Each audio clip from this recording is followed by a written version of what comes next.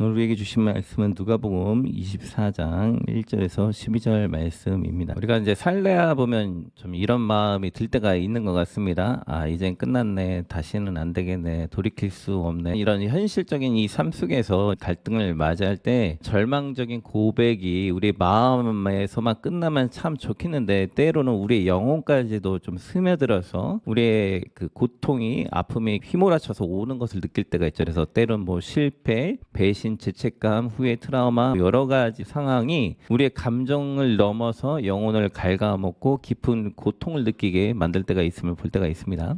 오늘 이제 나오는 이 여인들도 고통스러운 마음에 처절함을 느끼면서 예수님의 그 십자가 앞에서 자신들의 희망과 꿈이 산산조각이 나가는 것을 느꼈을 것 같습니다. 그런 안타까움을 마음을 가지고 이 여인들이 새벽에 이제 무덤을 찾아갔죠. 이제 여인들의 입장을 상상을 해보십시오. 아주 큰 바위를 굴려야 됩니다. 큰 바위가 이 입구를 막고 있어요. 상한 마음을 갖고 이제 가고 있는 거죠. 발걸음 가운데 상한 마음을 치유하시는 예수님을 만난 거죠. 첫 번째는 상한 마음을 품고도 예배의 자리를 떠나지 않은 여인들처럼 우리도 이 상한 마음을 갖고 예배의 자리에 있어야 된다라는 겁니다. 여인들은 새벽 일찍 일어나서 향품을 들고 갔죠. 이들이 기대할 수 있는 것은 부활한 주님은 아닙니다. 무덤에 계신 주님이죠. 자신들의 사랑을 마지막으로 예수님께 표현하려고 가고 있던 것이죠. 이들은 그냥 그들의 삶 가운데 존경과 사랑을 표현하는 그 습관이 지속적으로 나타내는 삶을 갖고 있었던 거죠. 만약에 이런 좀 친절하지 않고 예배 습관이 전혀 없고 하나님과에 대한 갈망이 없는 사람이 그랬다. 그 자리를 갈 필요도 없죠. 제자들이 이 장면을 먼저 만난 게 아니라 이 여인들이 만났다라고 이야기하고 있거든요.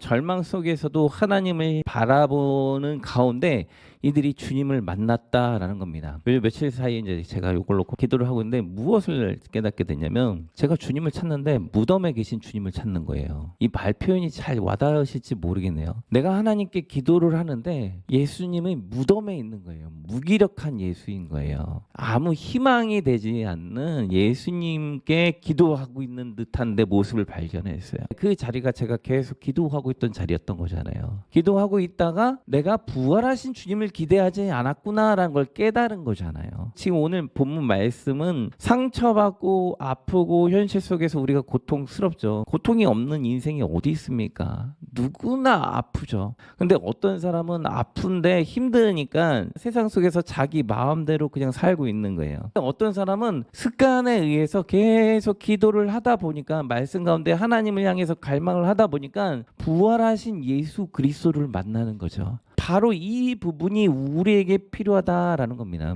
현실에서 돌을 누가 굴려줄지 답답하죠. 영적인 어떤 기적이 일어나길 우리는 소망하잖아요. 내 삶 속에서 어려운 가운데 이 문제를 누군가가 팍 해결해줘서 내가 이것을 해결했으면 좋겠다라고 하지만 우리의 신앙이 이 여인들처럼 때로는 무기력함을 느낄 때가 있잖아요. 주님 앞에 나아가지만 저 무덤에 돌을 누가 굴려주지? 주님은 돌아가셔서 아무것도 해줄 수가 없는데 나는 어떻게 해야 되나? 이런 답답한 가운데 가고 있었다라는 거죠. 정말 신기하게 이 돌은 이미 굴려져 있었다라고 표현되고 있어요. 헬라어로 아포켈리 리스타이라고 돼 있는데 이거는 완료 수동태, 그러니까 완료된 거예요. 우리는 생각하기에 우리의 인생의 모든 문제가 굴려져 있지 않을 것 같은 이런 걱정과 두려움이라는 것을 우리가 마음속에서 만들어 가고 있단 말이에요. 하나님은 이미 굴려 놓으신 거예요. 이 여인들이 그 길을 걸어가면서 얼마나 답답하고 염려하고 걱정하고 고민하고 가고 있었겠어요. 부활한 주님이 아닌 죽은 예수를 기대하고 있었기 때문에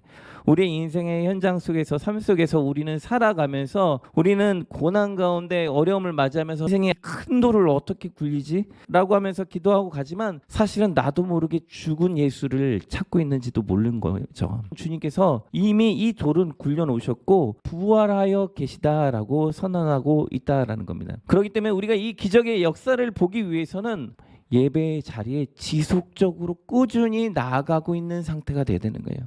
신앙생활을 말씀과 기도를 꾸준히 반복적으로 습관적으로 해야 돼요. 여러분, 아이들이 밥을 삼시세끼 꼬박꼬박 먹어야 됩니까? 간혹 가다가 먹어야 됩니까? 건강을 유지하는 방법은요, 꾸준히 먹는 거예요. 저 식물들요, 꾸준히 물 안 주면 죽어요. 간혹 가다 주면 다 말라 죽더라고요. 우리는 식물과 같아서 우리가 하나님의 말씀을 꾸준히 섭취하면 우리는 성장하고 성숙하고 자라서 열매를 맺을 수가 있어요. 우리가 우리 삶의 현실에 어떤 고난과 큰 돌들 때문에 우리가 좌절하여서 낙담해서 우리가 힘들면 나도 모르게 성경 말씀을 안 보고 안 읽고 안 듣고 할 수 있잖아요. 그러다 보면 하나님의 말씀 가운데 그 기적의 역사를 못 본다라는 겁니다. 만약에 우리가 한번 소설을 써보겠습니다. 여인들이 아침에 그 자리로 가지 않았다라고 한번 해볼게요. 그러면 이 사람들은 예수님의 부활을 경험할 수가 없었을 것입니다. 여러분들이 이 자리에 나오셔서 하나님의 말씀에 귀담아 듣기 위해서 나오신 이 자체가 하나님의 놀라운 그 첫 단추의 기적의 역사를 맛보는 꾸준한 예배의 처소의 자리로 나오는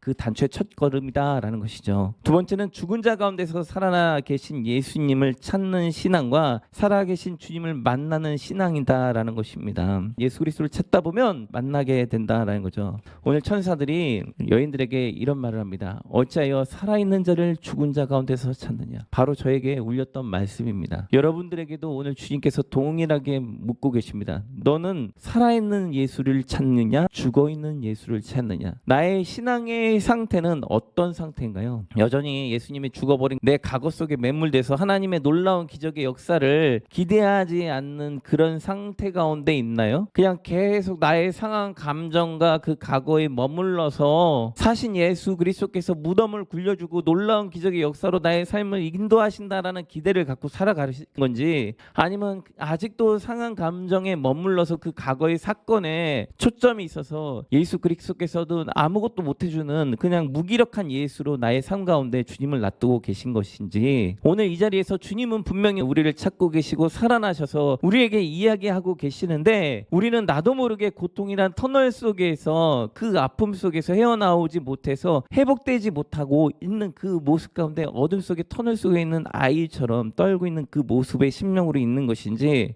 아니면 터널을 나오면서 그 빛을 향하여 살아계신 예수 그리스도를 향해서 그 음성을 듣고 달려가고 있는 우리인지 바라봐야 된다라는 것이죠. 천사는 이렇게 말씀하고 있습니다. 기억하라. 그가 살아나리라 했던 그 말씀을 기억하라라고 말씀하고 있다라는 거죠. 여기서 기억하다 하는 건 무네스테나이라는 헬라어인데, 이건 단순히 기억하라는 게 아니라 되새겨라, 믿고 실천해라 라는 능동적인 의미를 갖고 있어요. 그러니까 우리는 매일 되새겨야 돼요. 왜냐면 우리는 우리의 삶 속에서 너무 어렵잖아요. 힘들잖아요. 그러니까 때로는 나도 모르게 예수님을 죽은 예수로, 무능력한 신으로 만들어버릴 때가 있어요. 그러지 말라는 거예요. 하나님은 살아계시다라는 거예요.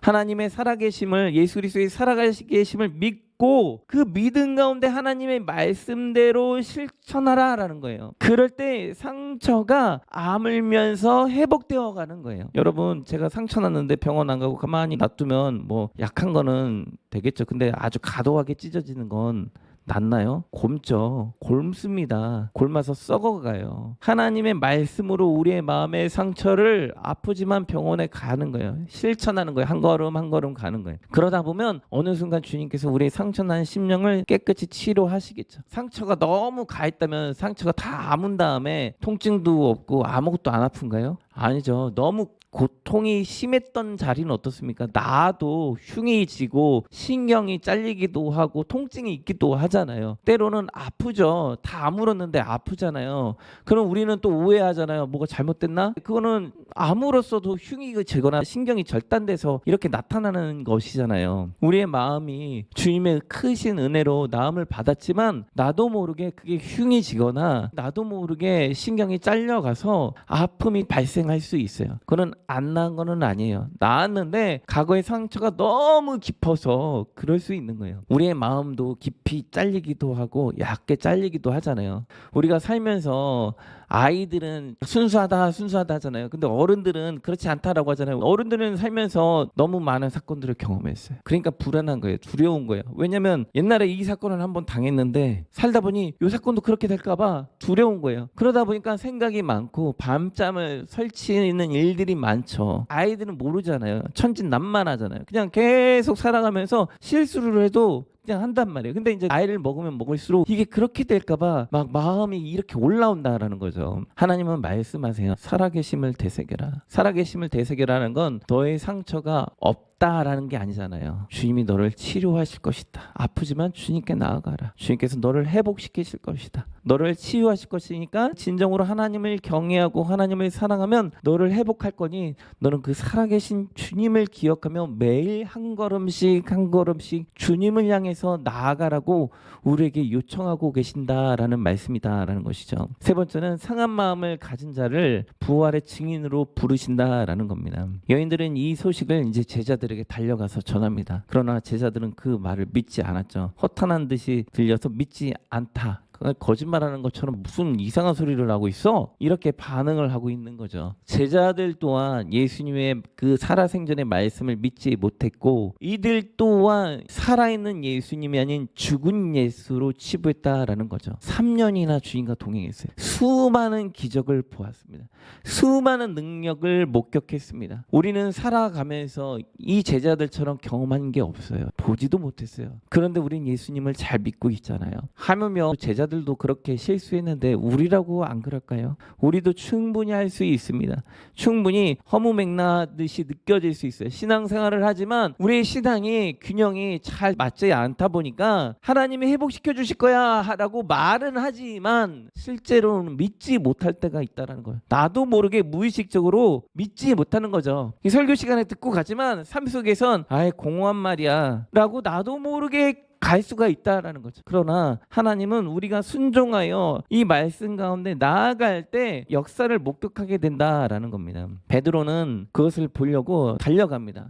그 무덤에서 예수님의 세마포만 봅니다. 그것을 보면서 베드로는 어떤 마음이 들었을까요? 분명히 베드로는 3일 전에 무엇을 했죠? 베드로는 예수님과 같이 죽겠다고 했는데 같이 죽은 게 아니잖아요. 지금은 도망갔다가 빈 무덤을 봤을 때 베드로의 마음은 어땠을까요? 죄책감과 두려움이 많았었겠죠. 3일 내내. 얼마나 두렵고 힘들었겠어요. 두렵고 떨리고 그런데 그 무덤을 보는 순간 그는 자기도 모르게 이게 뭐지? 하면서 회복의 시작의 발걸음을 띄었을 겁니다. 주님의 자리로 갈 때 나도 모르게 이게 뭐지? 어떻게 된 거지? 하면서 회복의 역사가 우리의 삶 가운데 일어난다라고 말씀하고 계신 거죠. 우리의 상한 마음을 하나님의 사랑과 위로로 채우셔야 돼요. 그것을 채울 수 있는 방법은 주님의 자리에 말씀과 기도로 쓰는 것밖에 없습니다. 죽어있는 예수를 찾는 것이 아니라 살아있는 예수 그리스도를 찾음으로 매 순간 성령님께서 나에게 은혜 주시고 역사하시는 하나님을 경험하셔야 돼요. 그리고 그것 가운데 제 용서를, 제 사함을 경험하는 거예요. 우리의 수치심과 두려움이 예수 그리스도의 그 보혈의 피로 그 빈무덤을 볼 때, 살아계심을 볼 때 치유와 회복의 역사가 일어나기 시작합니다. 그래서 나도 모르게 나도 나 자신을 용서하지 않고 책망했던 그 모습에서, 나도 모르게 남에게 손가락질했던 그 모습에서 치유와 회복의 역사가 일어날 때 우리의 말과 언어가 따뜻한 언어가 일어나는 거죠. 과거에 제가 주님을 만나기 전에는 언어가 너무 거칠고 공격적이고 되게 그렇더라고요. 근데 주님의 살아계심을 만날 때 나도 모르게 언어도 바뀌고 삶도 바뀌더라고요. 왜냐면 마음이 바뀌기 때문에 그렇게 되는 거죠. 그러므로 하나님의 자녀되는 그 건세를 경험을 해야 되는 거예요. 경험하고 누리셔야 됩니다. 주님을 마음속에 초청하고 예수 그리스도의 그 권능으로 하나님의 자녀로서 나의 정체성을, 이제 나의 위치를 하나님의 자녀야. 이제 나는 세상의 자녀가 아닌 하나님의 자녀야. 나에게 하나님께서 함께 계셔. 비록 나의 삶 가운데 고통과 어려움이 있지만 이기게 될 거야. 주님께서 그 부활의 권능으로 나의 삶 가운데 이기게 하실 거야 라고 마음에 되새기면서 말씀과 기도를 통한 치유의 역사가 우리의 삶 가운데 이루어지도록 기도해야 된다라는 것입니다. 서로 말씀과 기도 가운데 서로 신앙 안에서, 공동체 안에서 같이 이제 한 가족 자녀가 됐잖아요. 주님의 자녀가 됐습니다. 우리는 형제 자매입니다. 그렇기 때문에 서로 스스로 어려움을 볼 때 기도해 주는 거죠. 우리가 그들의 경제적인 문제들을 해결할 수 없고 우리가 그들의 심령의 그 마음을 다 치유해 줄 수는 없어요. 우리가 신은 아닙니다. 그런데 공감해 줄 수는 있죠. 아파해 줄 수 있죠. 그리고 그들을 위해서 같이 중보 기도해 주면서 그들의 문제를 서로를 위해서 기도해 줄 수 있잖아요. 삼겹줄은 쉽게 끊어지지 않는다면서요. 화살 3개를 갖다가 부러뜨리려면 부러지지 않는다면서요. 혼자 기도하면 영적으로 싸우기 힘들잖아요. 근데 2명이 기도해 주면 조금 더 낫죠. 근데 3명이 기도해 주면 더 낫죠.